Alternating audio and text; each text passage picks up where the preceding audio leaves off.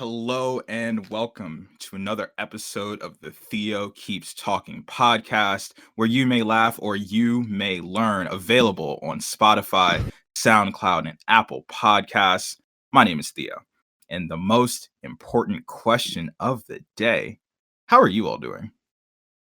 Last episode, I addressed the minimum wage debate as a subsection of the wages and class structure conversation. Had some fun with that. And I took a week off. And now we're back with some heat. Today is a great one. I have brought on one Mr. Ryan Shadle today. Ryan, say hi to the podcast. Hello. How we doing? How we doing? Today we'll be talking about a whole lot, so I'm very much looking forward to it. Before we get into anything else, I want to extend my condolences to the victims of the targeted shootings in Atlanta earlier this week. The targeted victims were all Asian women, continuing the trend of anti-Asian violence stemming back to this time last year. And I know Ryan has been doing his part, sharing resources and speaking up for members of the Asian community. And I wanted to do my part as well. And Ryan, if you have anything to add. Yeah, I mean it's sad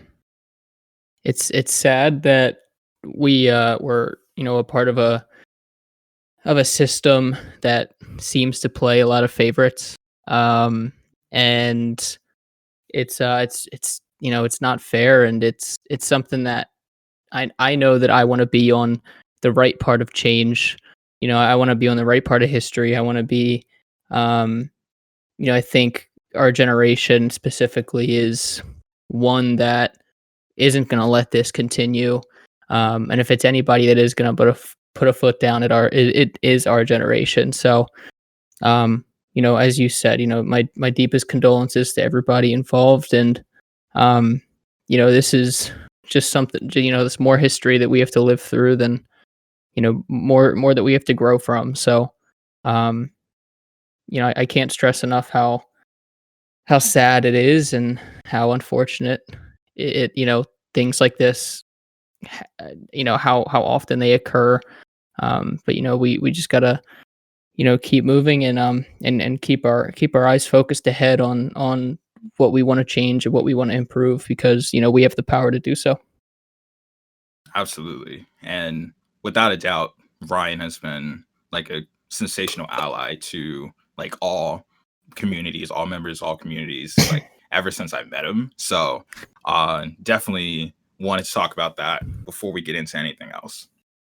So for the recommendation section today, honestly, I took an entire week off the podcast just to tell you that I am listening to the same exact songs as last time. But with one ad, TikTok has gotten me on the greatest song I've ever heard, Chug Jug With You. And it is amazing, right? It's just like, it's a song entirely about Fortnite. And no matter what, it makes me laugh every single time.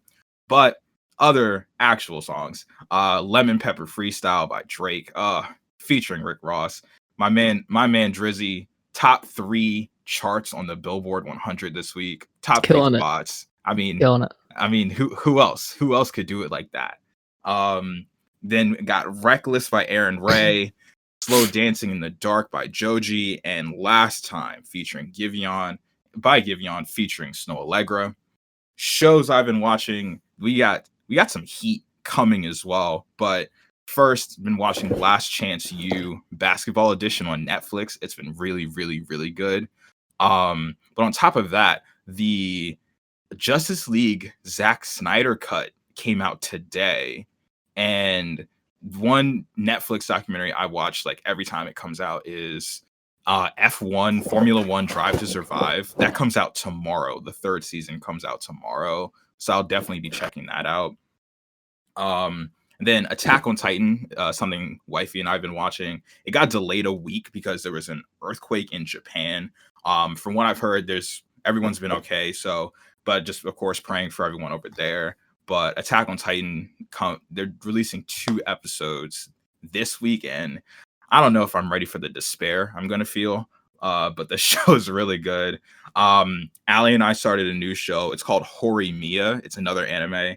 It's actually just a really cute one. Like there's not a shonen, there's no violence really. It's just about slice of life and being cute. And I'm like, you know what? Sometimes life, you just need to watch something that's wholesome. And that's what we're on these days. And then of course, Jujutsu Kaisen, new episode tomorrow, still fire. Love it to death. And Wifey and I have been watching every Pokemon episode you could think of. Amazon Prime has this add-in for like $3 a month. You get access to every Pokemon episode that's ever come out. So we've just been watching them like nonstop when we're like eating or just want something else to watch. We just go through them, and it's been fantastic. So now to introduce our special guest today. He is an incredibly talented, creative, hardworking, driven designer, photographer, and overall complete human being. Ryan Shadle is on the podcast. Welcome, sir. I'm very glad to have you. Oof, those are some bars. Drop some bars, but yeah, no, thank you so much for having me. I know when you reached out and said that this is something that you wanted to have me on, I was super excited because I have listened to episodes in the past. So, um, it's a cool opportunity, and I'm glad to help out. I'm glad to talk with you. I haven't talked with you in a while.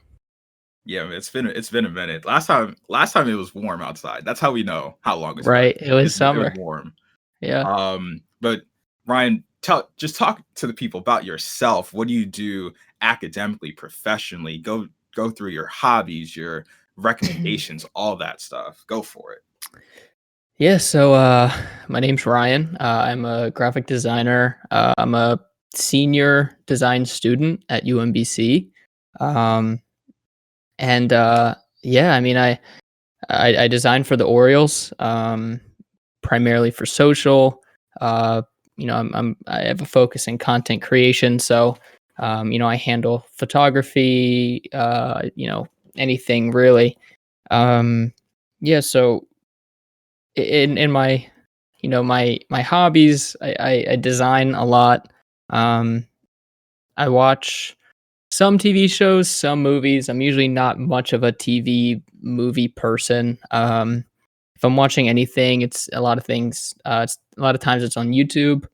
As Theo mentioned, I'm a photographer as well. So, I handle a lot of sports photography when the weather gets nice and when it's safe. I like to do a lot of street photography. Um, so yeah, I mean, a lot of my life is revolved around creative, just anything within that demographic. And yeah, I just think that's just, who I am. And I love it, man. I love it. Man, that the one of the things about Ryan that's just like so interesting to watch is because like I do taxes and Ryan's in the creative space. So Ryan will like do something that's awesome, throw it up on the timeline. And I'm like, man, maybe I should try and like get a little creative. And I open up like Photoshop or like Illustrator or something like that. And I'm just staring at it like an abyss. It's just empty. And I'm just like, you know what? Maybe I'm gonna go back in Excel where I'm comfortable. You know what I'm saying? Like it's No, just man. not gonna happen. It's tough. I will say. I mean, it's definitely not something that is overnight. I mean, as you mentioned, it is super like, it's daunting. You open up your document and it's blank and you're like there's just, there's a lot to do. There's so many opportunities, there's so many things that you can do within the Adobe suite. So yeah, it's like I said, it's not overnight. I mean, I've been designing for over a little over 2-3 years now. So a little bit late to the party, but I'm having a lot of fun, and this is what I know I'm supposed to do. It's something that I know I am very passionate about, and it's really where I belong. Awesome. So for all my guests, and which will be, this trend moving forward, I start with like introducing like how do I know you? And I can say, because it's more true than not technically, that you are the first family member that I've had on the podcast. Like, obviously, Nice. Allie's going to be my wife, but you are Allie's cousin. Yeah.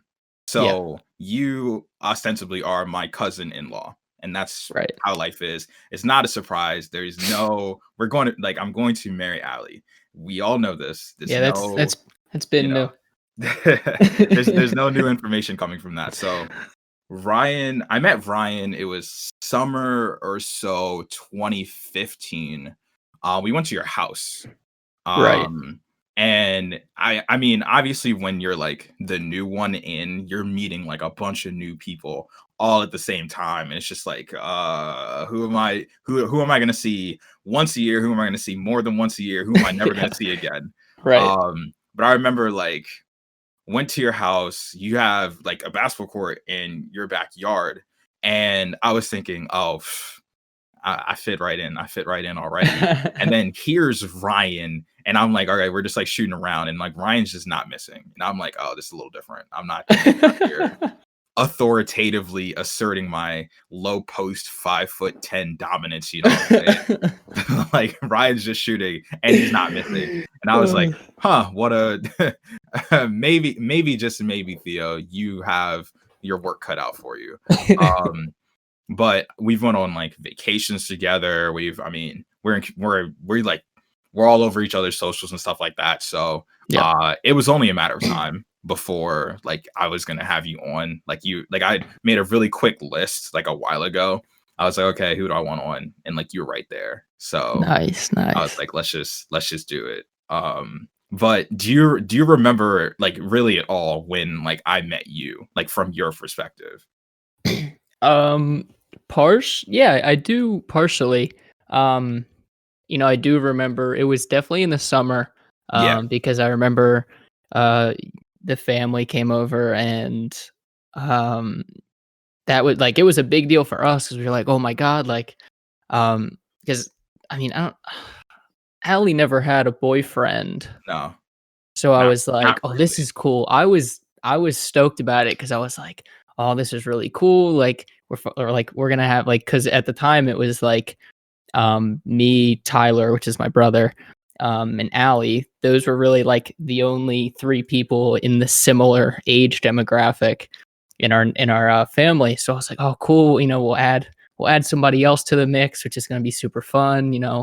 And it's just I don't like yeah, I remember playing basketball and I remember sitting by the pool and it was just I don't know, it just felt like a good fit from the jump, which was nice. It was comfortable. It was like, it didn't feel like I had just met you. It was like, okay, this is somebody that I feel like I had already met before or that I've known previously. We just, more than just me, you gelled really well with everybody in not only my family but the whole family in general. So, it was just one of those things where everybody was just like, "Yep, this is happening," and it never really felt forced at all, which was great. That's awesome. I Yeah. remember like in that whirlwind of time, like in that summer right before I went to college, like I was basically like on like a campaign tour. Like, hey, this is the new boyfriend. Uh and like Miss Tracy and like she's driving me everywhere. Mr. Mike driving me everywhere, and like Allie's just like, here's this person we're gonna meet, and I'm getting the same thing every time. It's like, hey, it's nice to meet you, but if you hurt her, it's like, and then insert threat here. And I'm just like, okay, you know what I'm saying? Like, I mean, obviously I'm gonna do my best, you know? So I was Oh, just thinking, man. okay, this will be fine. And then I remember very, very vividly, and obviously no one knows this that's listening. Your dad is quite the person. He's an Um, interesting guy, yeah. and I remember like he comes up to me and he's like, welcome to the family. And obviously he's, jabbing at me and everything. Yeah. But I remember he like takes me to your garage, like where the Corvette is, right? And That's he's where like, this is going. and he's like, you see this? And I'm like, yeah, it's really nice. He goes, you know how hard I must have worked for this? And I'm like, I'm assuming pretty hard, you know? And he goes, "Just understand this is what you're up against." I'm like, "Am I competing against you? You're related to her. Like, what do you mean?" But I was just like, like smile and wave boys, just Yeah, like right. just No, nodding and everything. he's really hard on. I mean, he does that to my friends too. It's like, even, even my regular friends, like, um, he's really tough on people, and I think it's just because he just likes his presence known in a way. Mm. And like, he's just funny, man. Like there's been times like that with my friends where, like you said, he takes jabs.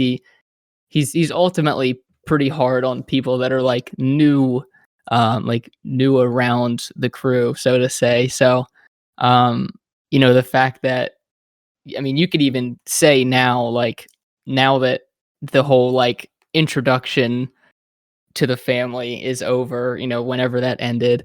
Yeah, he still takes his jabs because he always will. He does that to his own kids. So it definitely has, I'm sure, lightened up, and he is a caring guy, and he's great. I was like, "Well, what an intro." And Yeah, I mean, honestly, we're almost like 6 years past that point. right. But like, I'm never forgetting any of that because I'm just No, like, never. That's "What?" something you can't forget. Oh my goodness. That is too. So, I have not heard yeah. that before. That is too good. Because it was That just, is too it good. was me, Mr. Mike, and him. Like, so it was this super Oh my isolated god. situation. Because I was still smoothing over Allie's parents at this point. Right. Because I think it was like July or August. It was like around then. Yeah, Um, so I'm almost positive it was in August, because I remember a few days after I had met you, I I tore my knee up. That's why I'm remembering this as I am, I think. Because I remember it had to have been in August. It was either late August or early September. I think, Because yeah. yeah, I remember I was playing soccer at the time, and I remember you guys had come over. That was, a week or so before, and I was all fine. Like you said, we were playing basketball, whatever. And then, literally, like a week or so after, I had, I tore my knee apart at a soccer practice, Oh my, and I know it was the similar time because it was like the beginning. It was like right before my junior year of high school, which would have been the same time, like the same time frame, which is like 2015 going into 2016. So yeah, that's why I'm like, I was struggling to remember, like, oh, what year was that? Like, I remember it, just not the year. But then I was like, wait a second, it was literally right after, like no more than like 2 weeks after we had met you, that I tore my knee apart. wow. Yeah, I didn't even weird know that that timing, happened. such weird timing. That's crazy. I literally Yeah, didn't even know that that happened. man, such Um, weird timing. so I guess, to kind of segue to the first thing, like, I mean, you were a hooper, you know what I'm saying? And it was very clear to me, but like, can you just talk about like playing high school basketball, high school sports in general, and then AAU, that whole experience and all that? Yeah, so I mean, I played basketball and baseball as a kid. Um, and like most kids do, when you get to a certain age, you kind of either pick the one you're good at, you play all of them, or you just drop from sports in general. So for me, it was, pick the one I really enjoyed, and I felt like I was good at, and that was basketball. So I started taking that seriously around fourth grade, fifth grade. Um, and then the fifth grade summer, I believe, that's when I, you know, was kind of introduced to out of season basketball. So, playing in more than just the winter time. So it was like, that was when I adjusted to AAU. And it was like the best thing ever, because I was like, you're telling me I get to I get to play basketball all year with, you know, sometimes I'm on the same team as people I like, and then sometimes I'm playing against these people. And it's like, it was just so competitive. And um, so, that took a lot from, all of middle school. And that was like, I fell in love with it. It was just so new at the time, and I was just, really, really infatuated with getting better and playing and traveling to these places and playing and meeting all these teammates and meeting all these these the people I was playing. And it was just I was so into it all. And that turned into me taking that into high school. And then, I played basketball through high school. Um, and yeah, I mean, it wasn't until, like I mentioned, when I tore my knee up, that was my junior year. Um, it wasn't really until then where I really started to kind of feel a disconnect.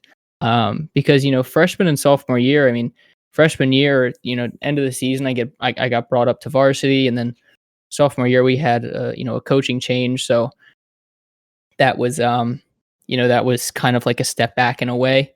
And then, junior year, I tore my knee up, and it was kind of like, I don't know, I can't really describe it, but it was a lot of mental strain. um and this is when I kind of realized, like, okay, this is, the mental game is just as important as anything physical related to sports. And I had an accelerated recovery. I mean, they said it was, a 5-month recovery period. And I was cleared in 3.5 months, going to PT a bunch. And you know yes, I got cleared in 3.5, 4 months. But I don't think I ever mentally cleared myself. I don't think I ever um got past that blockade in my head, knowing that, I was healthy. But I always kind of walked with ease. I always kind of walked with that idea in my head, like, there was something going on with your knee. And that that in itself, it just made it so much harder to, put a lot into the game that I grew with and that I loved.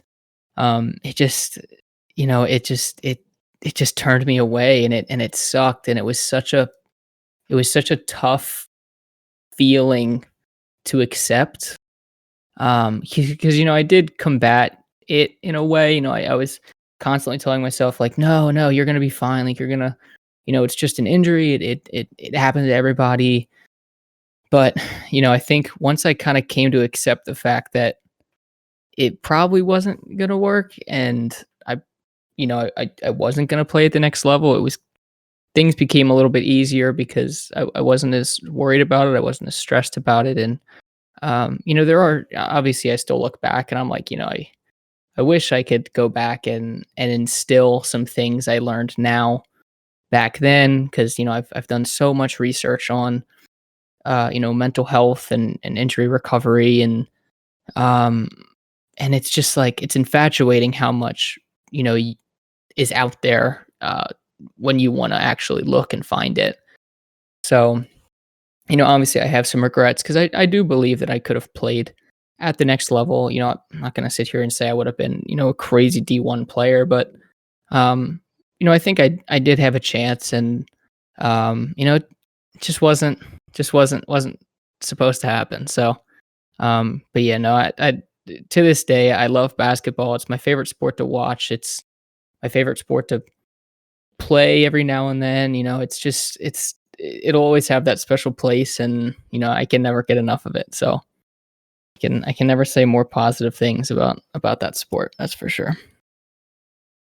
Yeah, I definitely feel that. I never had like an injury to myself that was that devastating when I was like playing mentally, but when I was younger, I was like really good at football, like regardless of like the fact that I was short because I've always been short. Uh, um, and I remember like I was on this really just elite team. Like I was on a team where I was like 12. I was 12 years old, and of of all the people on our team, 7 of them went D1. Like Oof, like the it's a colleges were like squad. Virginia, Northwestern, Utah State, like just a bunch of schools, right? Like these Squad. guys were insane. And here I was, right? And I mean, obviously I could hold my own and everything, but we were getting into like we were going to a playoff game and our starting quarterback like legitimately like broke his knee. Oh, And I couldn't get over it. Like mentally, it just never passed me up because I thought about it because I was playing basketball, and like I liked playing other sports. And I thought about it. I was like, if I get that hurt, that means I can't play basketball and I can't play whatever other sport. I may not be okay for like another year or so if that right. happens to me. And it's not like you're, a professional athlete where you go to PT and that's all you have to worry about. You just have to worry about recovering. Like you have to walk around on crutches in high school. Like if your Yeah, high school has stairs, you have to yeah, navigate the stairs with your knee being the way it is. You know what I'm saying? So right. it's not a desirable outcome to be hurt because you have to be a regular human being while hurt instead of being Yes. an athlete who gets tended to and massaged out every day being hurt. It's a completely different lifestyle. Yeah. And like legitimately from that moment on, I stopped playing football because I just realized like I could I have played? Absolutely. Like I know I could have to some extent. I'm Yeah, without a still doubt. I'm still genetically an NFL player. Like like that's I was just about to say, how your I am. pops, man. Yeah, You like were and we'll that's get just it's in your blood, man. yeah, we'll get into that later, but like I know I could have, but also I was just so afraid. And like like they say this in a bunch of other sports, like if you think about getting hurt, you're more likely to get hurt, Right, you right. know? And Like that's why just the mental health thing is so important because it's yeah. like, you can, like you mentioned, it's like I could be I could be totally fine and I could be 2 years removed from an injury, but if that injury is still lingering on my mind, I'm not nearly gonna perform the same way. It's No. just it's such a I said blockade, but it's something that it's so difficult mentally to get over it. That's why I'm like, even now when athletes get injured, I I get so I'm so accepting of it. It's like, when people harp on athletes for being hurt all the time, it's like, to some extent they can't help it.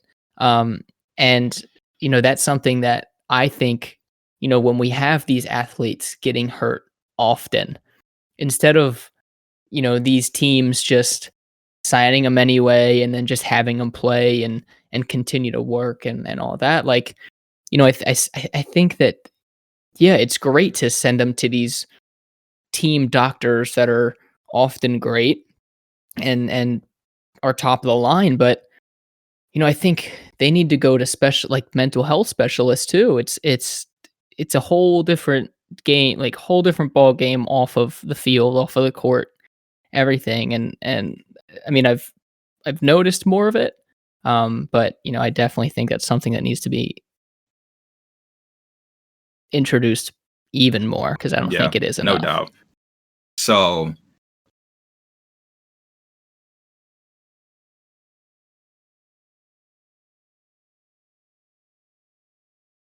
onto another sport to it, like to the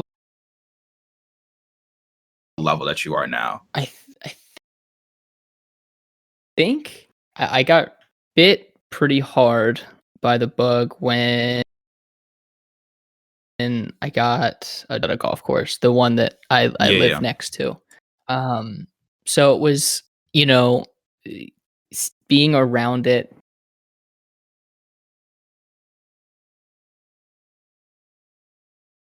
it was often 4 times, being around it all the time and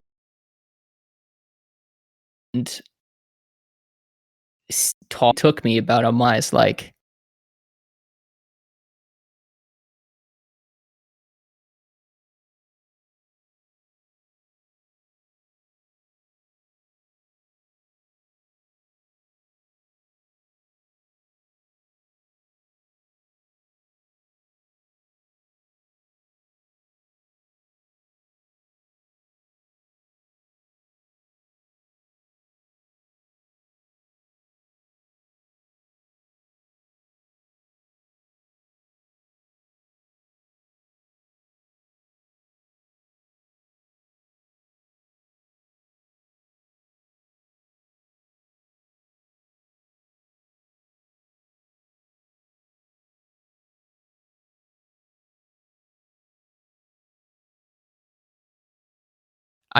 I need to spend some time, and I don't play as often as I want to and as I should. But it is always fun. Yeah. Like for reference, I talk about like on the podcast from time to time how basically in quarantine I've done like nothing. Like if you were to scale like what you see on like a average 23, almost 24-year-olds Instagram stories on the weekend, like if you're saying 10 is like no mask, they're still going to college parties, I'm basically a 1. Like nothing. The answer is nothing. Oh, I Um love it. but Yeah, the I'm on I'm the masked up yeah, getting food. That's all I'm doing, man. yeah. Like, and the only thing I've done that I would say like was quote unquote maskless around other people was golf with you. Yeah, Like we went on a trip this past summer, or whatever temperature that was. I don't know. Time is weird. it was Um, nice. it was nice outside, but we like we went on a golf trip and it's just so nice. And the thing about golf, like I got into it because like my parents recommended it to me. Um, they said, "Hey, you're going to want to go into business. You might as well be good at this." Um, Yeah. and I started like my sophomore year of high school, and we were really good. Allie was on the team like right after me Mhm. because we went to the same high school, and we were like a really good team. And then like her dad started like being the assistant coach, and then I got like a swing coach too, and like I was like legitimately good at golf. It was crazy. The best Love I it. ever was, like no doubt in my mind, the best I ever was like my senior year because Okay. like the thing about going to school in Philly is that I went to school in the summer, which is like prime golf time and everything, but all the courses around me were private. So, and like I live in like a really tiny apartment, so it's hard to like carry your golf clubs around and stuff like Yeah. that. So I would only be home where like there's a course like down the street from my house when it was cold outside. So I barely played much more after I left high school. Like I don't play nearly as much as I ever want to. And like I remember when I was a senior, like we played in like a championship match, and you only play 10 holes in a championship, Okay. but through 10 holes, I shot a 34. Like I was Ooh, on fire. you're And Dyson. it was literally the best I've ever played. And I was just like, if I keep playing, like I'll be unstoppable. And like I went to a tournament up in Haverty Grace. Like the course is called Bully Rock, and Okay. like I played a tournament there like a little bit later, and it was against like actual like adults like who've been playing longer than I've been Oh alive. god. And I was like, oh, this is brutal. Like I shot like a 86, I think, Solid. but like the dude who won shot like a 70, Yeah, you can't do anything about that. and I was just like, and like, but he was like, he said he was like 37. He was like 35, 36, 37 years old. And he started playing when he was 5. And I was Ooh. 18. So, What, like, yeah, you were fresh in it. and I was like, this is brutal. But it was a really nice course and everything. But man, like there's something we can talk about that I haven't mentioned before, like at all. Is this like golf is the most like beautifully frustrating thing in the world. Like Right. you it's like all in your head. They're like most other sports, like team sports, like someone else can contribute to you playing really well, or Yeah. like someone is actually impeding you from playing well. Like there's someone trying to stop you, right? Golf, it's just you know what I mean? Mhm. And of course, like the perfect spot to be in is like when you're out there on the range, you're out there on the course, and you miss a shot, but you know why. Like, you know why you missed that shot. But there's those times where it's like, oh, you think you do everything right. Oh, and by the way, there's actually like 7 more things wrong you're not noticing. And it's Yeah. just like you're down. You're down, and it's hard to like get yourself out.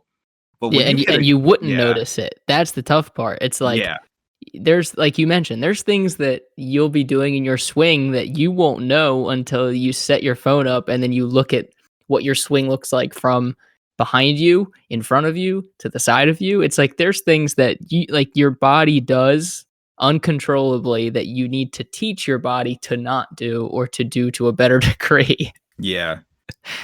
And it's just so wild because it's like, oh, okay, all right. So I think in your head, I think that I came in a little too inside, so let me adjust my grip, let me adjust my stance out. But the entire time it was like, no, you're playing it too far off your front foot or something like that. You just never know Mhm. sometimes. And but there's I don't think there's a single greater feeling of like any sport than when you hit a good shot. Like, one Oh good yeah. shot makes all the bad shots so worth it. Right off the Every face. time. It's just Oh, it's yeah. just it's more than just seeing it. It's like when you feel it. It's Yeah. like it's a feeling knowing that you've laced the ball and you can see it just traveling down the fairway. It's like, oh, it's like, yeah, Yeah. I'd love to do that again. I remember, like, when you and I like, when we played, like, our last hole together, like, total, um, there was, like, that party all the way at the end of the golf course or whatever that was, right? There was just a bunch of guys there, Yeah, yeah. and it was like and I remember thinking, like, I don't want to hit this too hard because it might hit them. But then I thought about it. I'm not playing well enough to hit them. You know what I'm saying? Yeah. So it's me and you. The old heads have gone ahead. They've done what they need to do. So like we both are like backwards hat, just chilling. You know, like it does not matter where. Shirts are untucked at like Yeah, hole 16. I'm like, it does not matter where this ball goes right now. Like I do not care, right? And I think one of the hardest yet greatest things about golfing is Mr. Mike. Like him playing as well as he plays. It's Yeah, like the most motivating yet demoralizing thing in the world. it is. It definitely is. He's too good. It's absurd. Like one of the hardest courses I've ever played. Excuse me. Like the one of the hardest courses I've played. I remember the first time he said he played it. And he said, "Yeah, it went pretty well." I'm like, "So what did you shoot then?" And he said, "Well, the first time I shot a 60, and then the second time I shot a 54." And I was like, Ah. what do you mean it went well? What do you mean?" Like like there's this one hole, there's this course, it's called Turf Valley. It's literally down the street from my high school. Okay. And they have a second course. It's called Hialeah. On the fourth hole, it's basically a giant hill. Like you're staring at a hill, and Upward? Are you up yeah, or down? Oh, up. okay, okay, okay. Like you are shooting. You're trying to hit the ball probably like 20 feet above your head. Oh god. Like you're just staring at it, right? And I'm playing like we're playing match play, and a bunch of guys in high school, like at our level, you're probably lucky if you have not played on that course before to hit it over the hill because the fairway continues at the top of it. I remember like he was with us one time, and he looks at it, he kind of assesses it, feels it out. You know how he has like the most strangely rhythmic like practice swing. The walk up Yeah, is yeah, yeah. it's only him. I haven't seen anything like it, I swear. No, it's beautiful, and I'm just like, I want this, but I can't do it. So he's staring at this hill. He kind of goes, grabs the club.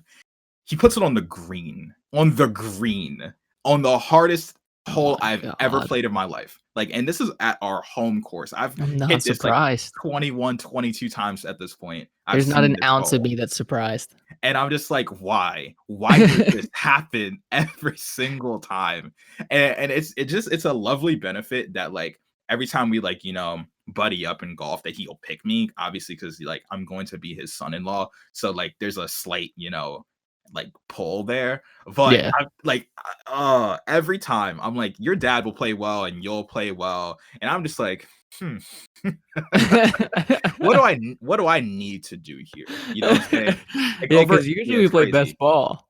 because it's Yeah. like usually it's like best ball, so it's like, however, when we play, it's like not a big deal if you don't hit a good shot because your partner will just, with at least us, it's like we don't have to worry about hitting a bad shot because Yeah. our partners won't. and then Right. and then when they do, and then we're like, uh-oh, there is some pressure there. When he hits one that is like, I mean, what? 18, so par is like 72, so you're shooting approximately 74 times if you're him, right? Yeah, So of the 74 shots he hits on average, like only 1 in 7 or 8 is off. right.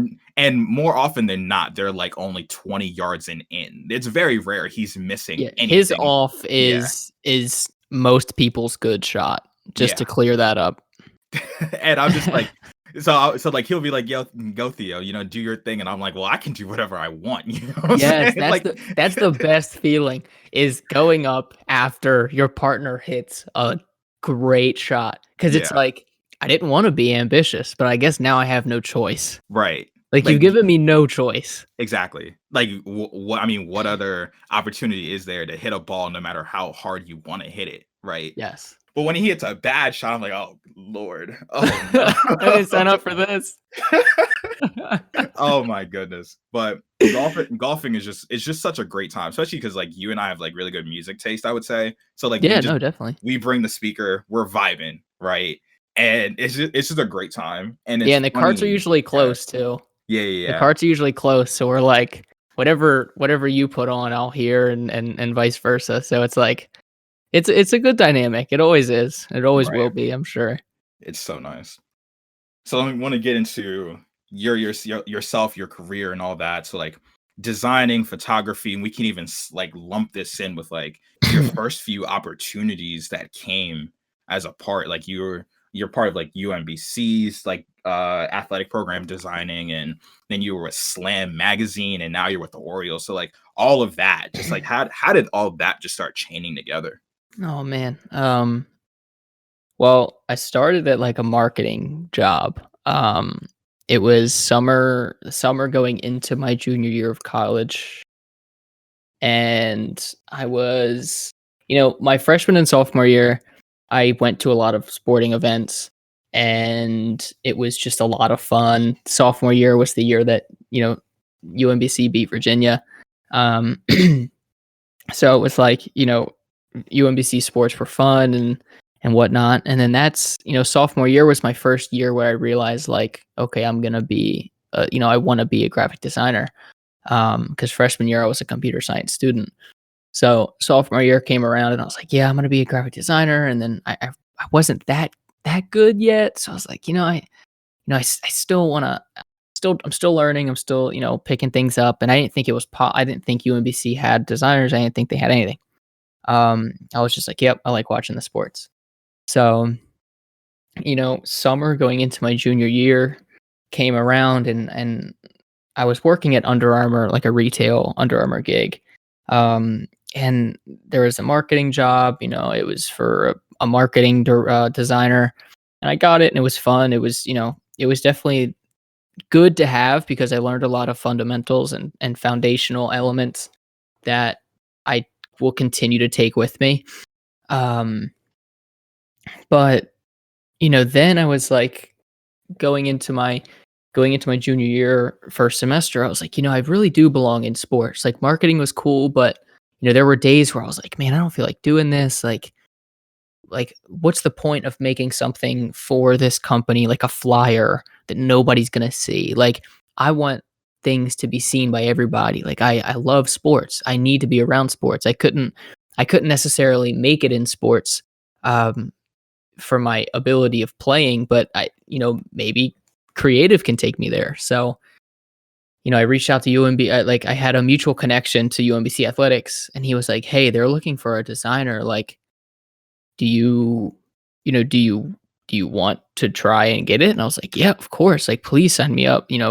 Reach me out to whoever, and I'll go from there." And long story short, that picked up, and I was designing, and then um, basketball season came around junior year, and I was like, I'd love to do photography too. And then, my supervisor was like, "Oh, you can totally do that. Like, we're always looking for, for photos and whatnot." And um, so I started picking that up as well. Started shooting all men's and women's basketball games.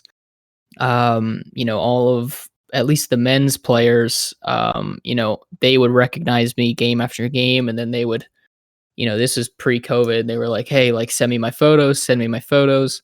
Um, I still talk to a lot of those guys to this day. Still some of them are on the team still, and one of them is playing over in Romania. So I still connect with him every now and then. Um, but yeah, then still with UMBC athletics when the pandemic started in March. And then I remember applying to Slam right before the pandemic. So it was like January or February. I applied because I saw they had put something out on Twitter. And, I was like, this will be the first major thing I apply to. It was an intern position. And at the time, I was supposed to, you know, the intern was supposed to move up to New York, where HQ is in like by Fifth Ave. So I was like, "Oh, this will be really cool. Move up to New York City." I didn't hear anything back for 3 months, and I was like, it's whatever. I'm not really thinking about it much. And then I get an email about it once the pandemic started. Like mid March or like end of March, and I was like, man, like missed an opportunity to move, but in hindsight, I probably wouldn't have been able to pay to live in New York if the internship wasn't paid, and that would have been, very tricky. So, yeah, no, I got the position at Slam. Funny enough, I announced it on my birthday. I got the green light to announce it, a day or so before my birthday, but I was like, nah, I definitely want to bring in my 20th year with this, and I did. And from mid-April to the end of August, I was making social content, designing things. And at the time, Slam is primarily it's all basketball.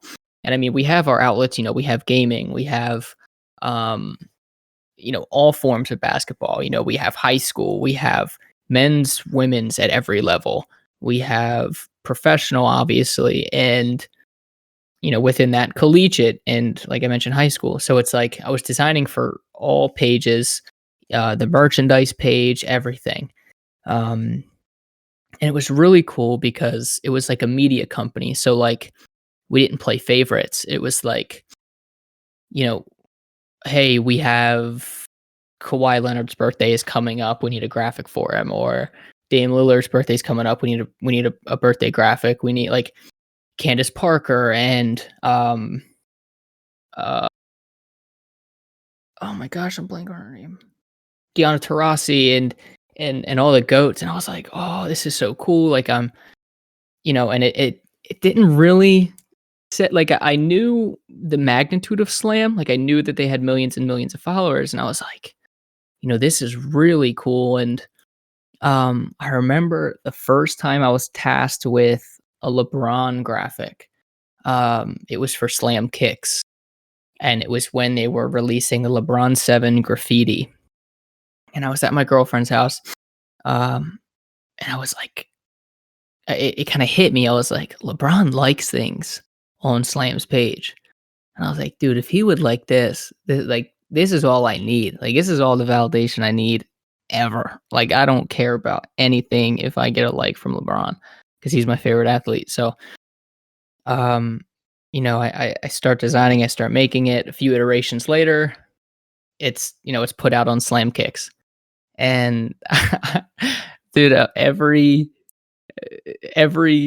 5 minutes, I'm refreshing Slam Kicks' page. I'm like, he's gonna like it. He's gonna like it. He's gonna like it. He didn't whatever. It was that night. I went to bed. I woke up. I checked it, and I saw he liked it, and I was like, "Oh, this is so dope!" Like it was like the cool. Like I said, it was it's such a great feeling knowing that everything, like the work I had put in had reached his level. So, and that was so early. I mean, that was probably like May or June or something, probably April or May. And fast forward, we're doing monthly birthday graphics, for Enrique and, you know, Sue Bird, I believe was one of them. The summertime comes around, then we have Brad Beal's birthday. I make a Brad Beal birthday graphic and he retweets it, and reposts it on his Instagram. And then we get around to Dame Lillard, and then Dame Lillard retweets it, reposts on his Instagram. Um, you know, Dirk was in there somewhere. Gosh, there's so many good ones, and it was like such a cool opportunity to kind of like, because like, I mean, I mentioned it earlier, basketball is like my first love, so that was everything I could have imagined. And it ended in August just because that was like the end of like the internship term, so it wasn't like a bad ending or anything. It was just like, hey, we need to get a new intern in, and I was like, that's totally fine, like that's just how they do it. So ended up parting ways there. And let's see, they ended in August, and then a few weeks later, I get a text from a good buddy of mine, Will, and it's his supervisor with the Orioles, and he's like, Will texts me, and he's like, middle of the summer, he's like, hey, apply for the Orioles. And I was like, well, actually, hold on, let me think. When was this, man? August. Yeah, that was that was the right time. Um, so ended with Slam going into my senior year of college. Then I get a text from Will, and he's like, "Hey, you should apply for the Orioles." This was when I was still with Slam, and I was like, "Okay, like I'll do it." He was with the Orioles at the time, and he was like, hey, and he was one of my good friends, so he was like, "Hey, you should apply, and see what they say." And I was like, "Yeah, sure. Why not? I'll do it. Why not?" So then, I get a text from him probably in early September, and he's like, "Hey," or no, sorry, this was in August. He texts me, and he's like, um, it's a screenshot text from his supervisor, who's now my supervisor. And his supervisor said, "How would you like to work with Ryan Shadle this fall?"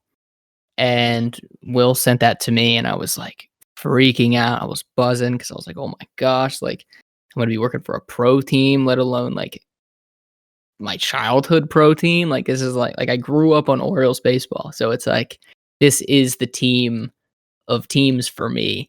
Um, so I it's funny because the golf trip we went on is when I was interviewing for the Orioles.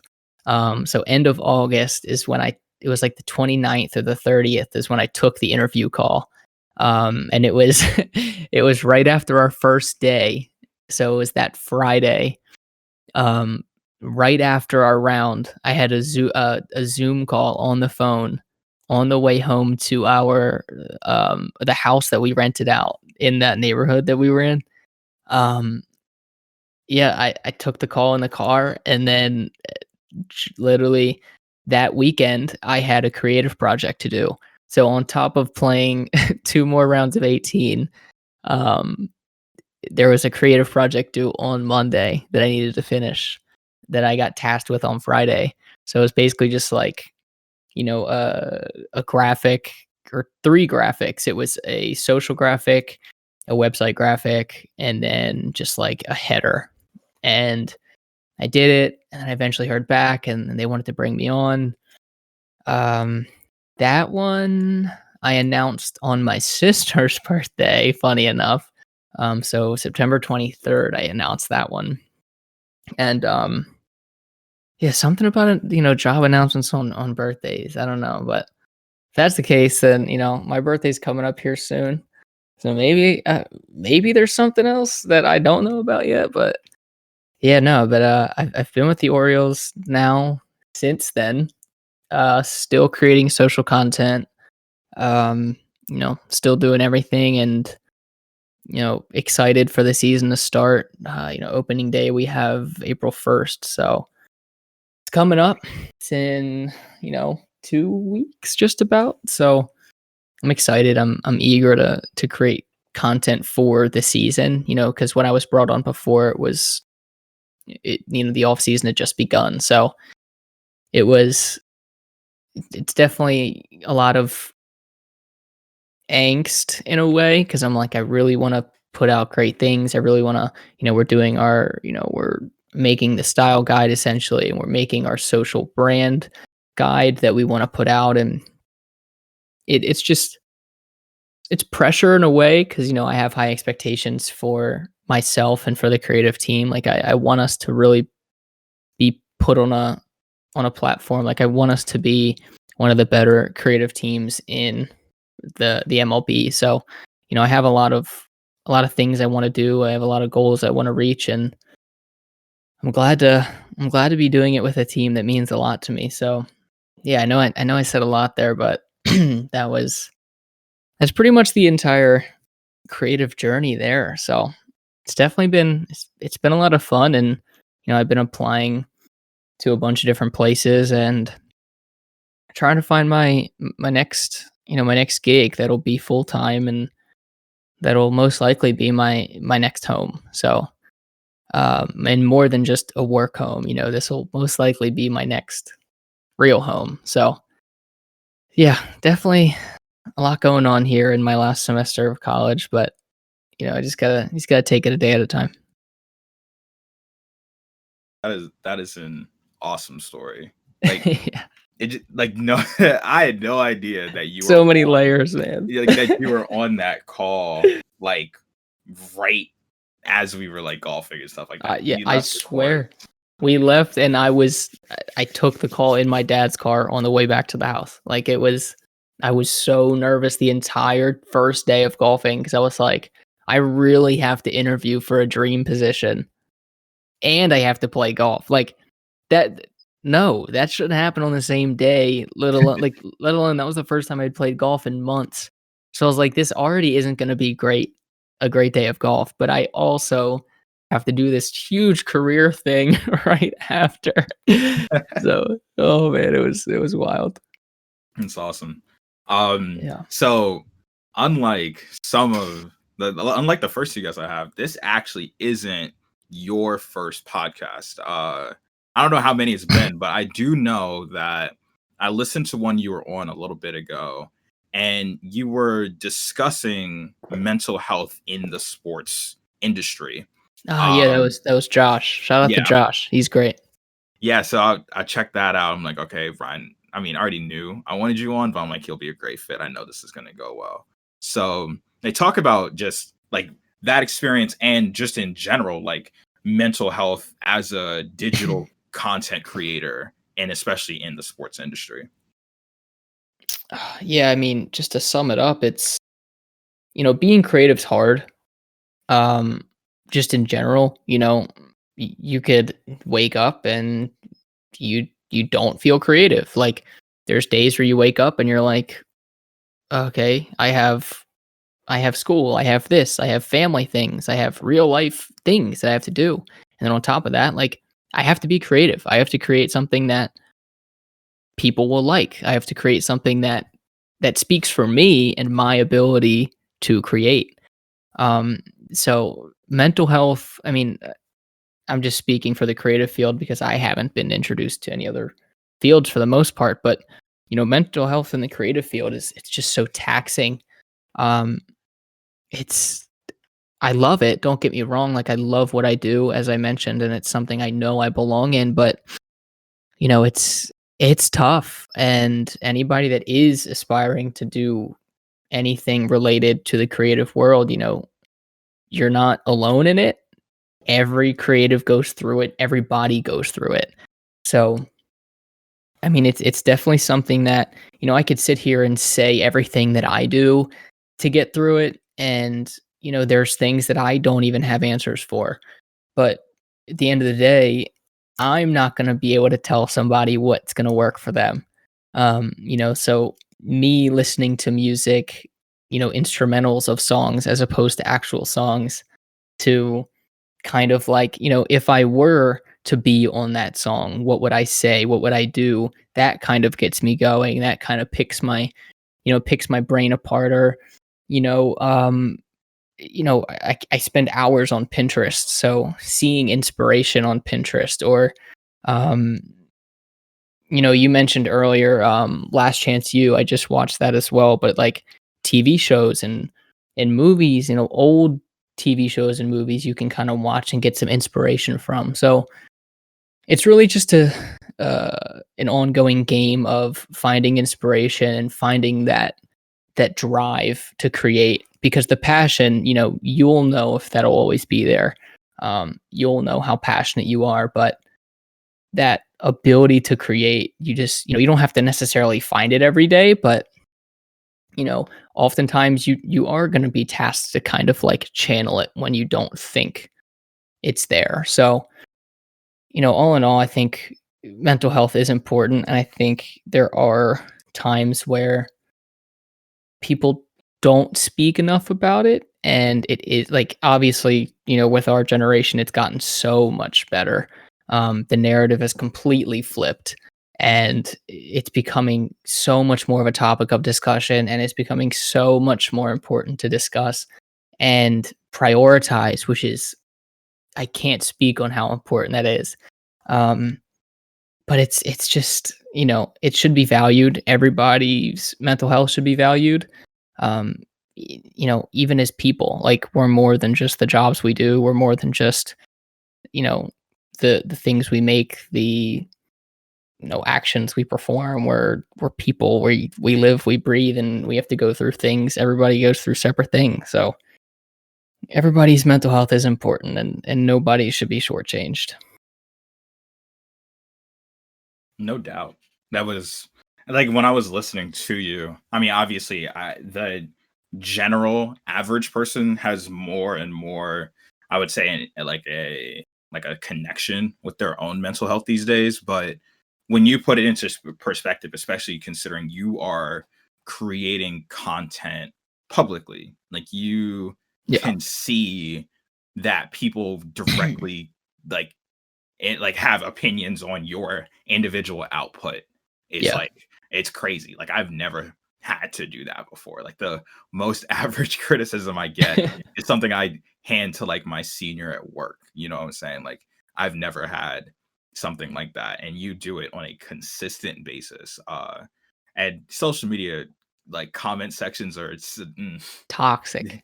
they Toxic. they are absurd, Yeah, and and it's it's especially crazy. funny in sports. No, sorry for cutting you off, No, but you're good. it is crazy in sports because a lot of people think, and I feel like I have to say this, but people comment on teams' main socials as if these social media managers are signing, cutting, trading. We are not in charge of that.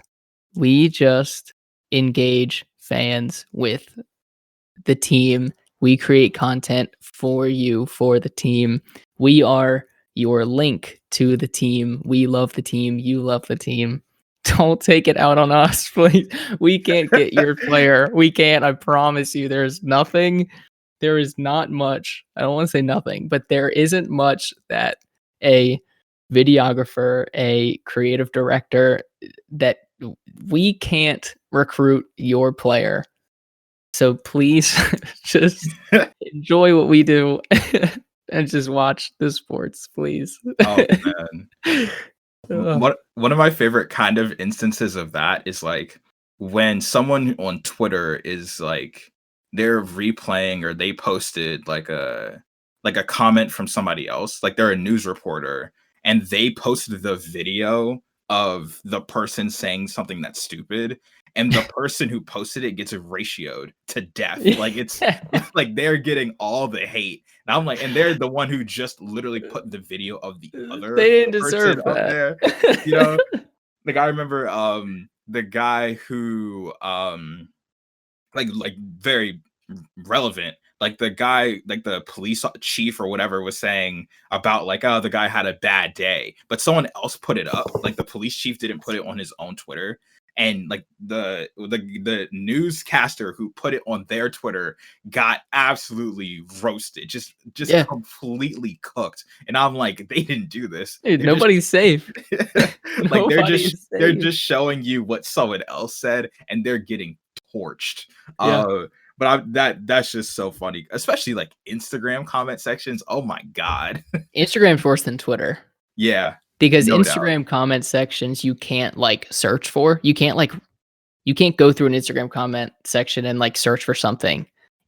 Things get lost in Instagram comment sections. When you say something on Twitter, when you like retweet something, like it's out there. And like, like an instance of this is like the page freezing cold takes.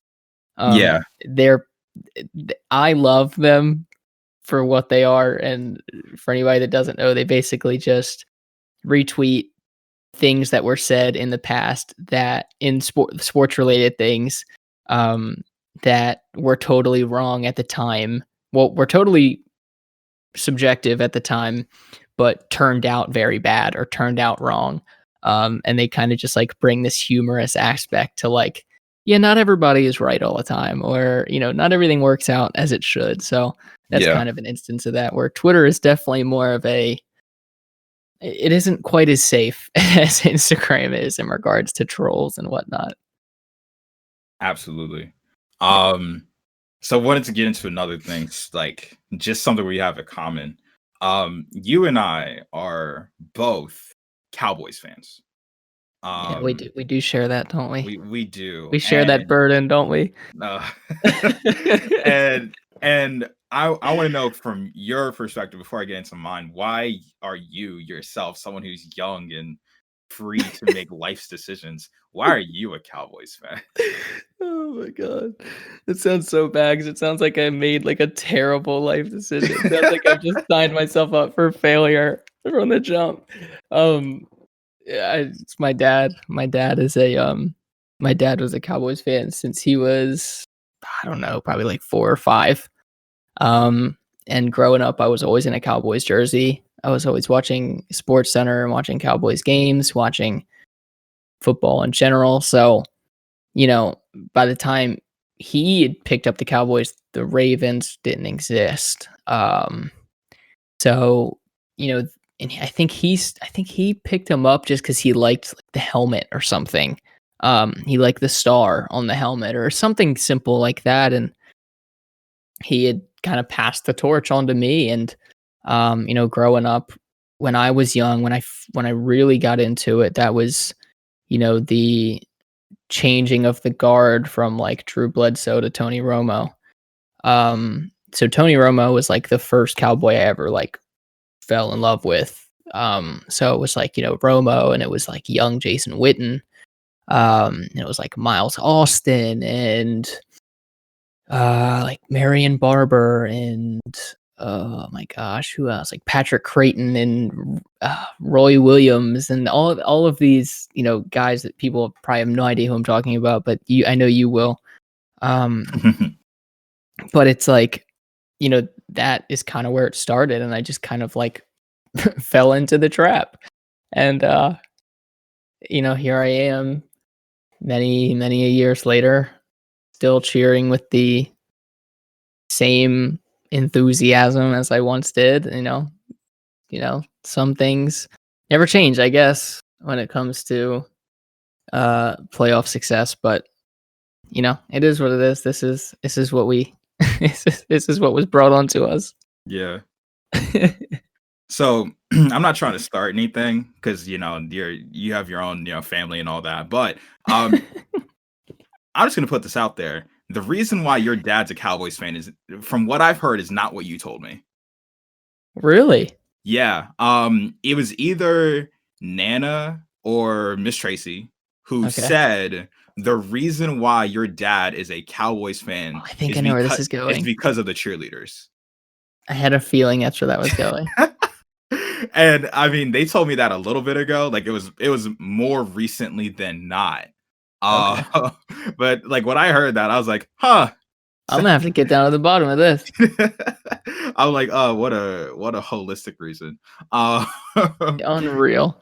but for me, yeah. So Ryan had mentioned it earlier. My dad played for the Cowboys for 1 year, and when I mean 1 year, I mean not like in a. He did not get a snap in a official regular season game. There's no stats attributed to him, but he was there. Um, Third spirit. he was there. You know what I'm saying? And I mean, it just is what it is. He played like for 1 year in the 80s. So like in between the two really good decades that they had. But Yeah. the hard part is like when I came in, like I mean, when I was born was 97. And the last time they won a Super Bowl was 96. And it's just been despair ever since then. Yeah. Like We have to legit, celebrate contracts. yeah, That's how far it's gone. right. Like legitimately, the last time they even made the NFC Conference Championship was 96, and there I was in 97. So here I am. Um, and honestly, like it wasn't as bad. Like it didn't feel as bad being a Cowboys fan until I started going to school in Philly. That's Ooh. when it was really dawning on me like how miserable I was because they were miserable, but they had so much fun being miserable. You know Well, what I and they mean? had a time in the, like, mid-2000s where they Yeah, were it, because that's when they had Theo and Donovan McNabb and yeah, Brian Westbrook, like, they were legit. right. And like it was okay, it was all fun and games until they won the Super Bowl. And It's been over ever since, dude. that was a dark day. I mean, like Yeah. I was getting Snapchats, I was getting texts, I was getting Oh, dude, I still hear like about it. You get oh like, this is man, it that was, like, the worst thing to happen in the football world, like, in regards to the team. If there was any team to win the Super Bowl, that was, like, the last thing I needed. right. And like considering how many points they put up too, it wasn't like that. It wasn't that Oh, Patriots they Rams flexed. one. Oh, no, Yeah, they flexed. it was a very good showing. And I just was beside myself because like you're really like think of it this way. I'm sitting there in my house, like trying to decide which literally the most important football game of the year. Do I want the Eagles to win a football game or do I want the Patriots to win a football game? Like what Right. where even am I right now? Like That's like it's two evils. yeah. It's two evils. And I'm just like, I don't enjoy a single second of this. And then the Eagles won. And going back to school for that semester was honestly just terrible. Like every second of it was Nightmare. awful. But here we are now. Dak got paid. And Cha-ching, baby. we'll take things as they come. Um I remember like the most recent Dallas game I went to because pandemic, they played the Jets in New York Oh. and I went because I was close enough. Like Yeah, they yeah. like they play Philly once a year, and usually it's all like they play in Philly once a year, and it's usually really cold. So I like try to go, but if it's like below 30, I'm not gonna enjoy myself getting yelled at and freezing at the same time. Right. So like they were playing, they're playing in East Rutherford. Like it was like week 4, week 5. The Empty Jets stadium too, so it's probably great. no, no, no, no. It was packed. It was Ooh, packed. And love that. like the Jets had yet to win a game. And I was like, okay. I took some of my boys with me. I drove all the way up and I was like, hey, Philly to like North Jersey is like only like an hour and a half one way. So like Okay. that's fine. Dallas is like way further than that. Yeah. So I'll take it. And we lost, right? We lost to the winless It Jets. was And embarrassing. I remember being at my girlfriend's house watching that game, dude. It was so sad. And I just remember just like that drive home. Like there's nothing like driving down the New Jersey Turnpike after the Cowboys lose because it's just a straight shot. So it's just you and your thoughts. You know what I mean? Oh. And that was a game where like I think was his name Maher or like our old Brett kicker? Maher, yeah. Yeah, like he kicked the longest field goal in franchise history. It was like right before halftime. Yeah, like, and I was like, "Man, this is great. This is gonna go great." You know what I'm saying? Yeah, Like, there's some something, momentum. some look, Nope. something to look forward to. Nope, we lost. We lost like on the last possession of the game. So Yeah. like, it wasn't even a chance for me to like beat the traffic on the way out. It was No, you had to stay. just had to stay. And one day it'll happen, but like that's why I'm so into esports now. Like, you know what I'm saying? Like there's just so much more to enjoy if I So put much more my happiness. if I just put my interests somewhere else, you know what I mean? But I'll never switch up. That's the thing. I'll never switch Yeah. up, but No, I never will. I'll definitely shift the emotional weight they have on me. That's for Yeah, sure. no, that's what I did. Like this past season, and obviously this is before Dak's injury, but this was the first season where I kind of went in and I was like, I'm not going to expect to win. I'm just Yeah. not going to expect to win. And every week up to the Dak injury, I was like, dude, it's so much easier watching these games when you don't expect a win because if a loss happens, cool. I was expecting that. If a win happens, great. I wasn't expecting that to happen. And now I feel good. Like there's no way of really losing if you don't expect anything great to happen. Right. Absolutely. Yeah. So getting into the looming event tomorrow, Best time of the year. March Madness. We were deprived of March Madness, obviously for safety reasons last year. Yeah. And I don't think even outside of understanding that the NBA made a bubble because they had enough like resources to make a bubble, I don't think there was any way we would have figured it out last year because it started right before It March was so Madness would new have at the happened. time. Yeah. Like Yeah. we had no idea what was going on. You know what I mean? Um so March Madness this year has such a momentous occasion. Drexel made it. Yes, they And did. I Yes, just they couldn't did. believe it because my freshman year, I worked for the team. They were the worst team in Division 1 basketball, like right before their conference tournament started. Like they had literally the lowest winning percentage in D1. They were like 3-22 or something like that. Oh my god. So of all qualified teams, they were the worst. Jeez. And now they're in the tournament, and the women made it too, which is like sensational because You're living. the women deserve that to make it because they've I think I'm not I don't think I'm wrong here. The women went to the conference championship game the last 3 years in a row, but this is the first year that Oh. they won. So Well, like hey, shout out to it's them. crazy. Yeah. Shout out to them getting the tournament bid, man. That's huge. I love that so much. It was crazy because like they one year they were like I think one year they won 30 games. Like the women team won 30 games and they lost in the conference championship. And it was just so sad because they were elite. They like beat Syracuse that year, like early on, and we knew it was special. You know what I'm saying? No, But without a doubt. they made it this year, and I was so happy to see that they both made it. But I was like, the women deserve this so much because they've been such a good team like every year that I've gone there.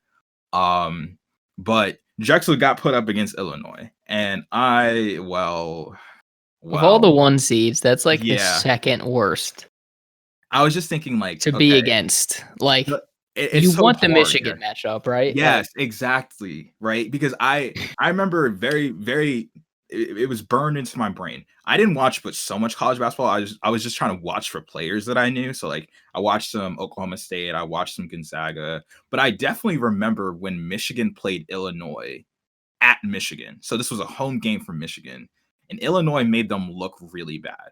Like yeah. really really really bad. Michigan's probably one of the best coach teams in the country. Yeah, and Illinois made them look like a other 5 Yeah, conference like a team. JV team. Yeah, it was really bad. And Yeah. I from that moment on, I was like, "Oh, Illinois is for real." Yeah, of Um, so unfortunately, we got them. And course. like, I mean, hey, that money line looks sensational, but Hey. my my Hey op- now. my optimism doesn't. Hey now. So it is what it is. So I wanted you to talk about like that year that UMBC beat Virginia. Like that was the proudest moment in Baltimore County history. And I rep Baltimore County more than I rep anything else. So from your perspective, how was that? Like, how was that moment for you?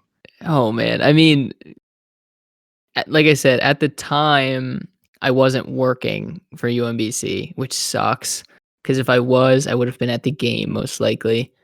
Um, but man, it was like, dude, it was like the craziest. I remember the week going into it, we were so stoked because we had gotten in the tournament on a buzzer beater from Jarius, um, who was playing overseas. I don't know what he's up to now. I talked to him recently, over the summer.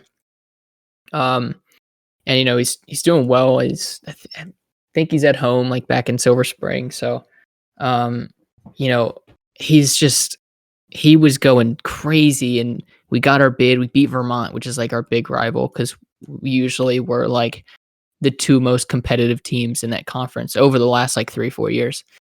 Um, and Yeah, I mean, we got the bid and we get the draw, and we're like, oh my god, Virginia. The tournament's overall number one. So this Yeah. isn't just a one seed. Like this is like the one seed. And we were like, man, like this is it's great that we're going to the tournament. This is cool. This is really awesome, but really, like Virginia, we really gotta do this. Um so then we were like, it is what it is. See, like, haven't been since, I don't know, it was probably like '04 or something. I don't know. Crazy, crazy amount of time. And we're like, you know what? We're just gonna try and make the most of it. We're gonna have a lot of fun. So I remember watching it with my dad. And my dad and my mom are both UMBC grads. Um, so we were watching it, just my dad and I were watching it. And, the end of the first half, I looked at him and I was like, that was a good half of basketball. We were like, we didn't want to like, we did like the famous sports thing where you don't want to say anything, but you want to like, you think about it.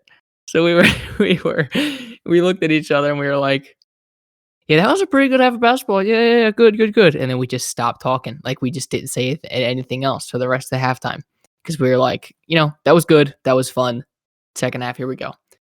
Um, Second half comes around and it just doesn't stop. Like we are considerably beating them up and down the court. It Yeah. is it is becoming it is becoming something serious at that point.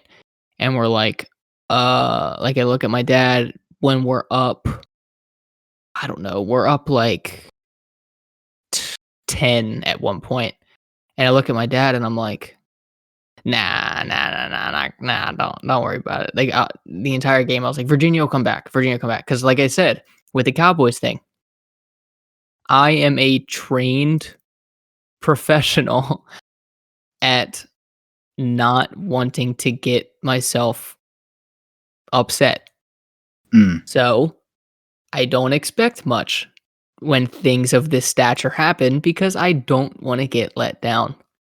So I didn't even entertain the possibility of something happening. And, you know, it starts to actually happen and I'm like, oh my gosh, and I just don't have words and I'm just watching it and I'm I'm celebrating like I'm part of the bench mob. So I'm going nuts. I'm running through my house. And then, there's that moment at the end of basketball games where the losing team kind of has that like desperation where it's like, I've been a part of it on both ends plenty of times where it's like you start shooting the shots that you need to take because you need to get back in the game. And you start, you know, it becomes a little bit more ego driven because it's like the guys are like, no, I think I'm going to shoot it. So they take the ball out, they get the ball and they just go shoot. And then if they miss, usually they're all trying to pepper the person that has the ball because they want to hurry up, get the ball, and then get a quick shot and set up in their press break or whatever. And you know, UMBC, Virginia made a basket, and we had a couple people leak down. It was Jordan Grant who went to Spalding. Shout out to Jordan, and then Arkell, and they were both leaking down, and it took 2 outlet passes and and Arkell had a huge dunk, and I just remember that so vividly, and I just I shot up, and I was like, "Oh my god!" That was like the first thing I said out. The first thing I said, I was like, "It's happening," but outside of the words like "Oh my god," "It's happening" was like the first thing I said, and I was just, I like, we ended up 20 piecing them, So, not only Yeah. did they win, it was a healthy win. It was a 20 piece. Like, it was the win of wins. Um, and then long story short, I end up going to the next game, the Kansas State UMBC game, and down in Charlotte. Um, it was just showing up to Charlotte with my UMBC gear on. People are offering to buy my shirt off of me. People are, for some reason, they're taking photos with me and Mm. with two of my friends, like my friend Antonio, my best friend Antonio, my best friend at home.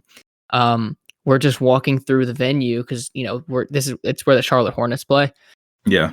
and we're like, we haven't ever been here before, so we need to go find our seats. And like, we show up to the game with, like, we were supposed to catch the entire second half of the Chapel Hill Texas A&M game. We show up with 10 seconds left in the Chapel Hill game because people will not stop talking to us and trying to take photos with us. And, like, people are trying to buy our shirts. Like I said, people are trying to literally anything you could imagine just so that they could rep UMBC. And I'm like, man, like, I had no idea what to do. Like, the most I got offered for my shirt, I got offered $50 for my shirt that I was wearing. And the shirt I was wearing was a giveaway t-shirt that we had gotten, all students had gotten. And, like, if I had a second shirt, yeah, I would have definitely taken that deal, but, like, I needed to wear it for the game. So, like, we saw the game, they ended up losing. It was frustrating, but God, it was just like, it was just one of those memories that it's like I lived it. I'm on the right side of history for one of those moments, and it's like so cool. It's just, it's just so cool, man. I'll never forget it. That's for sure. Never ever. That's awesome. Like Yeah. I just remember thinking like there's no way this happens because I remember Middle Tennessee or something like that beat Michigan State in a prior year. Yes. And that was a 15-2, right? 15-2. Yeah, that was a 15-2. Mhm.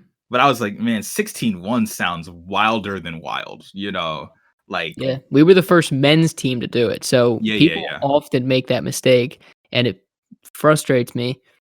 Harvard, I'm pretty sure it was Harvard Harvard's women's women's. team, yeah. Harvard women's was the first team to do it.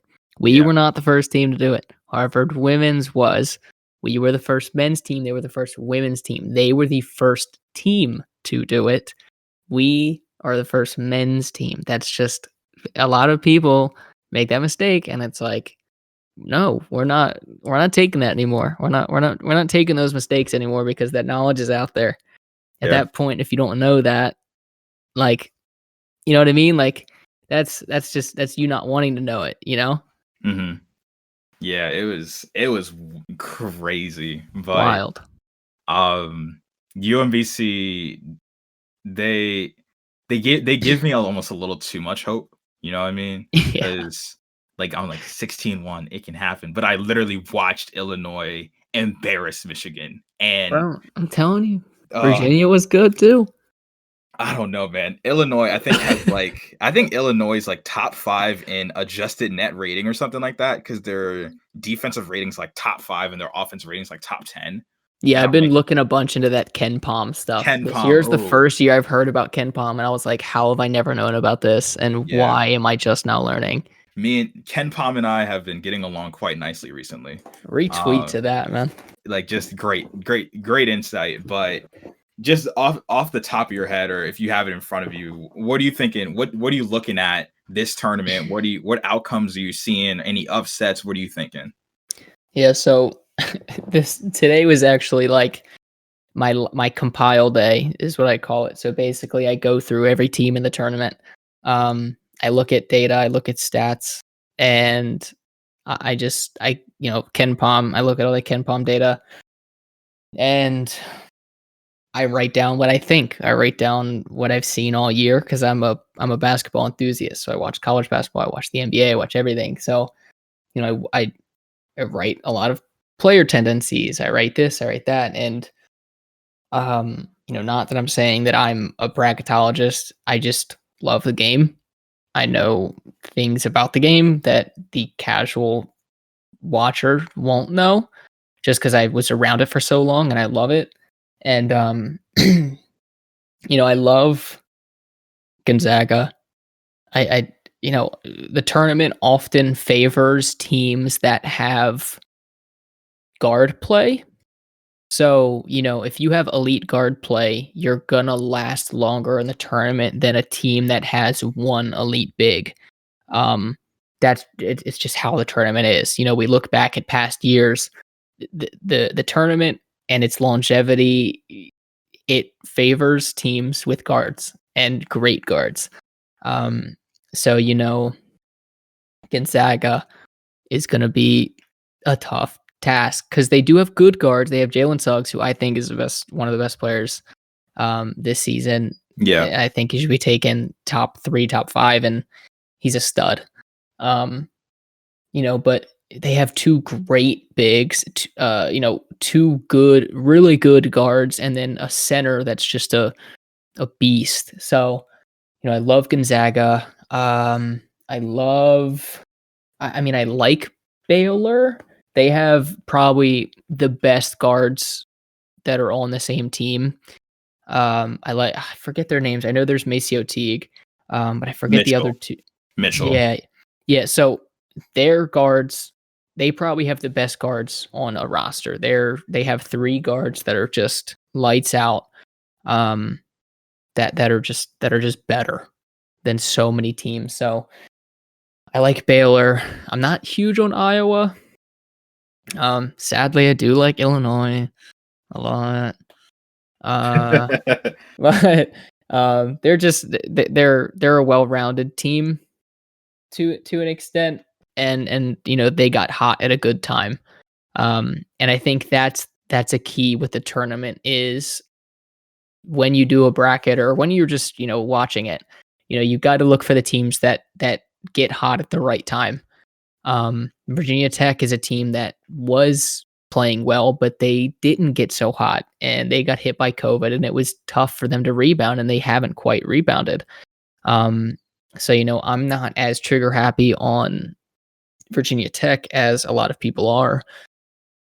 I still think they can beat Florida, but I think I'm not so big. And, Virginia, I'm not so big on. Not that I don't love Virginia, because Virginia won the Natty after we beat them, and they've given UMBC so much respect. I love UVA. They're great.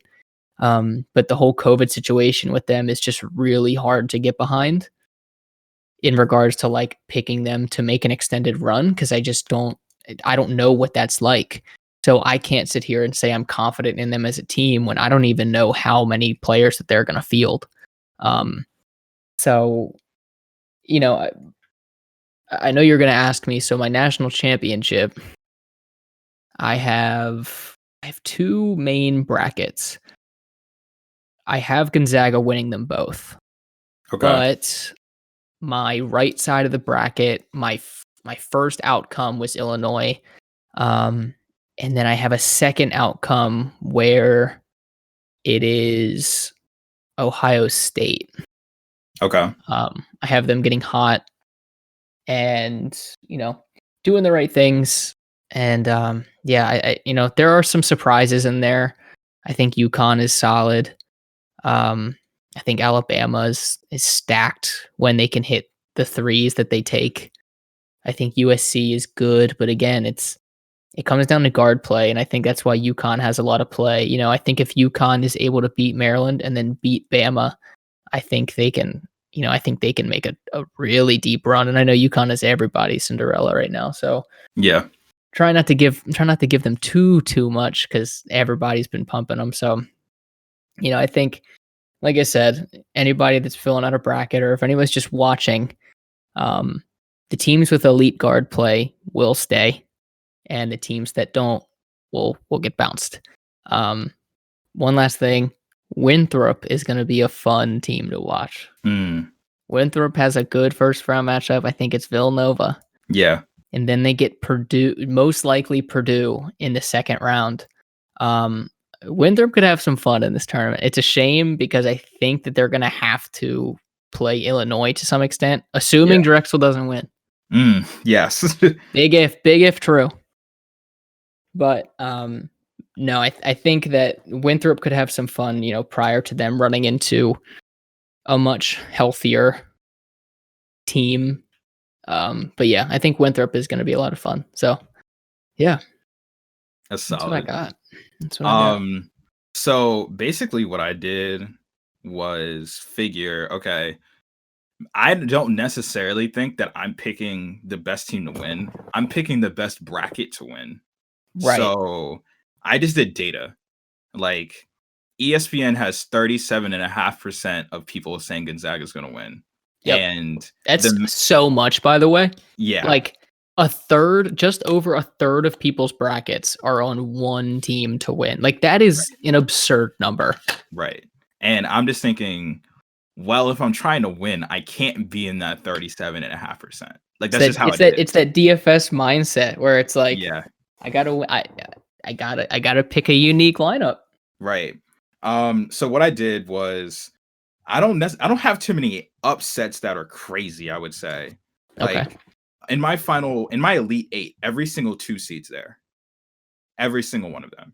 Okay, so you have your Bama, you have Bama, your Iowa. Ohio State, and Houston. They're all there. Houston's a tough one for me. So that's the thing. The thing I like about Houston is that they have, I think, the number 1 offensive rebound rate in the country. Yes, they rebound really, really well.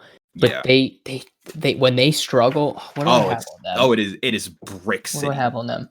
Yeah, so Quentin Grimes is a stud. Yeah. But they're really great at rebounding, which is what we mentioned. But they don't play great comp throughout the season. No, they don't. And they've taken some really bad losses.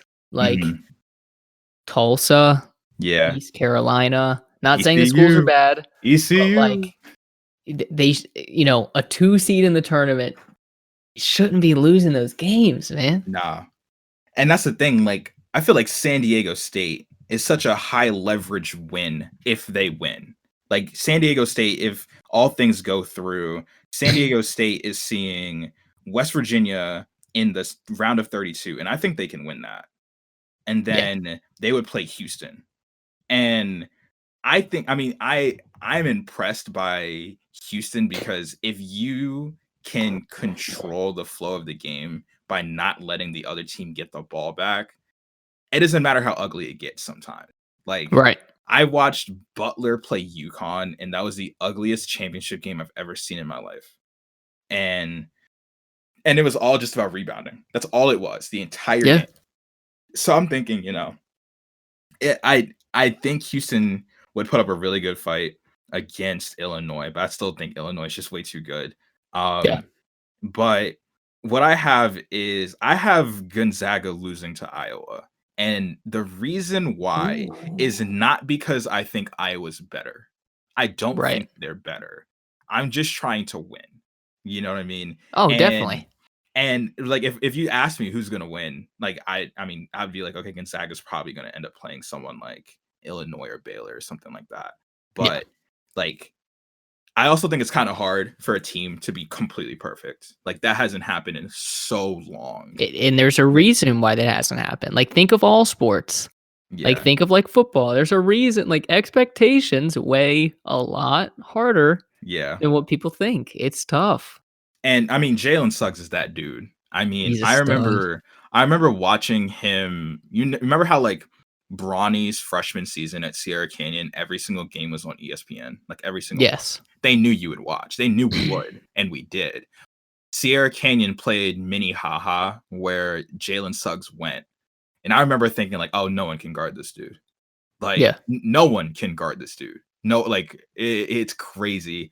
Two-sport athlete. He was committed to play football, D1 too. Yeah, he was a quarterback. Yeah. He was a legit quarterback. Like a really good one. Yeah. In college. And he's still that dude. You know what I'm saying? Or not in college, in high school. Sorry. In high school, yeah, you're good. And I was just like, man, this dude's nasty. I honestly don't think I was that good of a team, if I'm being fair.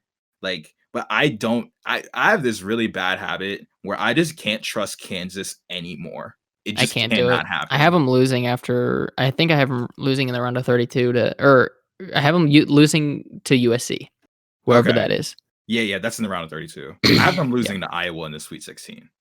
Okay, so you have them one more game than I do. Yeah, just one more though. I have Alabama because really good guard play. Baylor, I have Baylor winning the entire thing. That's how I believe in them because they can put up points. Like at the end of the day, you got to make shots, and they have all shot makers. That Baylor, if it does happen, that Baylor Illinois game will be crazy because That's why Illinois, I'm hoping it does. like that Illinois plays a unbelievably good defensive set. I don't remember their center's name, but he looks like he's the biggest person to ever play basketball. Kofi Yeah, Coburn.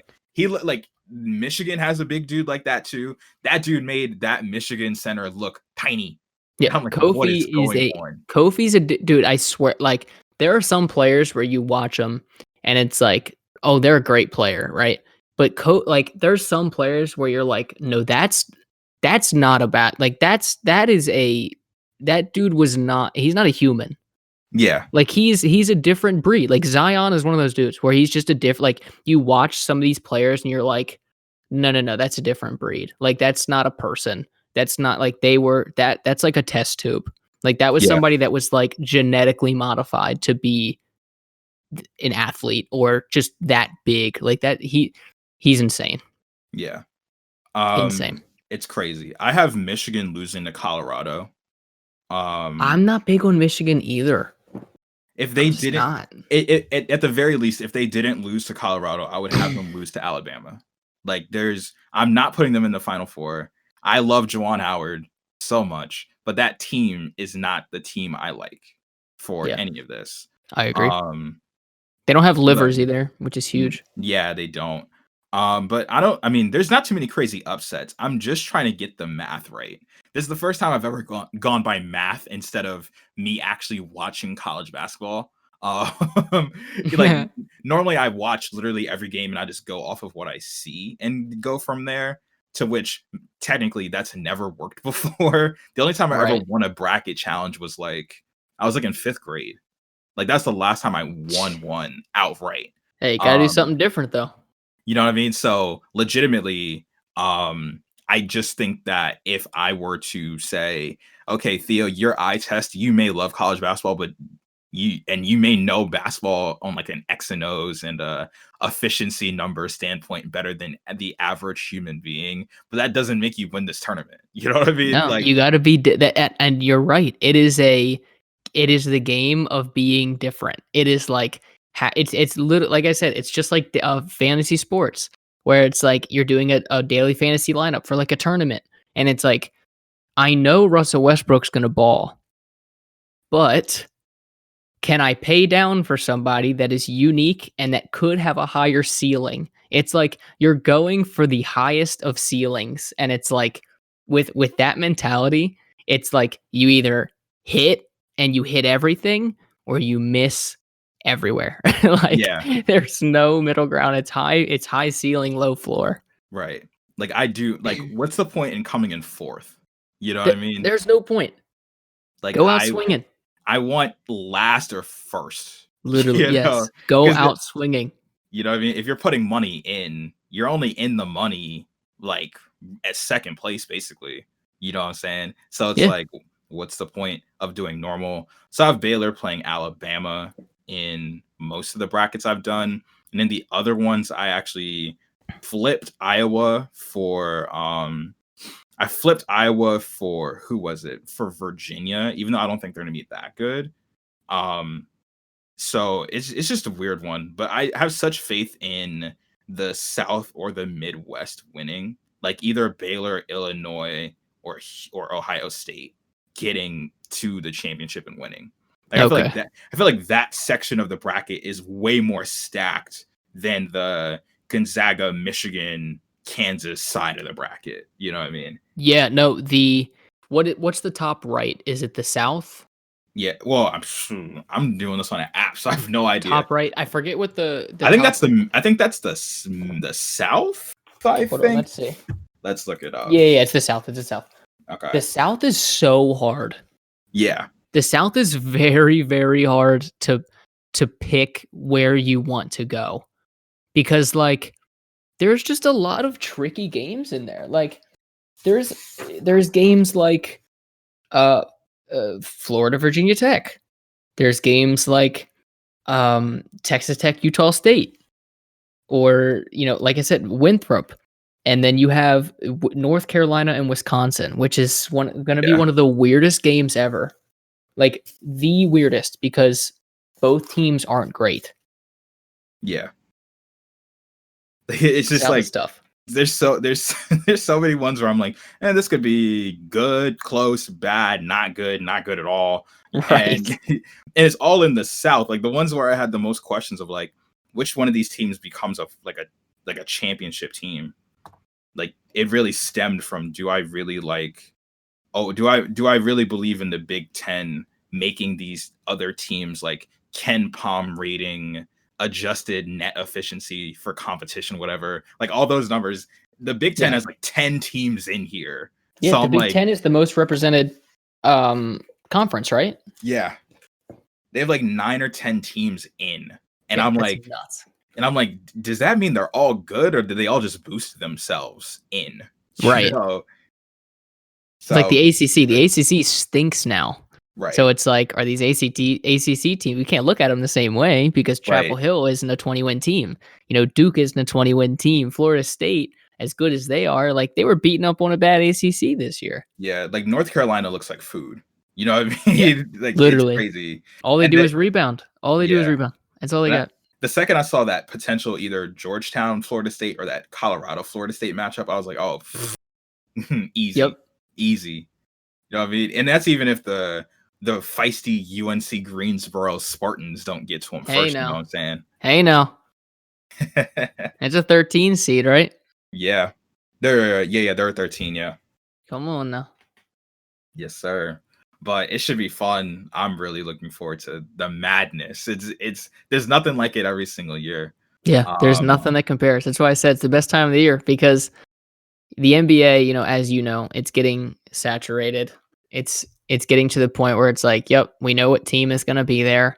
Yeah. We know what's going to happen. Same stuff every year. Like, not that it's a bad thing, because like there are teams that, we like to see win, whatever. Right. That's why March Madness is so beloved, because you don't know what's going to happen. You have no freaking clue. There is you have your silly little opinions, but they're never right. Nope. Never. And no matter how much you want them to be and how much research you do, they're not going to be right. It's just how it works. You can't predict it. You just can't do it. Crazy. But yeah, man, Drexel plays at like 1 tomorrow. Dude, UMBC, Yeah. it was the last game. Yeah. Dude, it was a primetime game. So it was literally the opposite of you, where it was like, dude, I had to sit around all day, and I was like just running through every option in my head. It's crazy. But yeah, man. Thanks for coming on. This was a blast. No, dude, thank you. I mean, honestly, it was like, dude, it just felt like a conversation. Like I said, we haven't caught up in a while, so it was like, dude, it's what we do. It's what family does. Yeah, man. But when it's warm and I'm, fully, we're in at this rate, get vaccinated pretty soon. Maryland's been flying. We're getting there. Good. Yeah, we're getting there. We're golf trips and Woo. everything. We're moving on up. You know what I mean? Yeah. It should be fun. But Ryan, thank you for joining. Thank you for tuning in. It was so much fun. Best of luck to you with literally everything. Thank you, man. You're graduating this year, right? I am. I'm Damn. I'm gonna be in the big world here soon. So it's kind of scary, but this is this is just what it is. It's what it is, man. Awesome, man. Well, thank you for tuning in, and thank you all for listening. This was a great time I had with Ryan. Ryan, all his socials will be in the links, but you know what I'm saying, this is my guy. We'll be officially by the US government family in due time, but this is my guy. No date on that. No date on that. Nah. Allie listens. So I mean, I have a date in my head, but she can't know it yet because I've been Oh, of doing course this. not. I've been like I've been actually shrinking the expected time.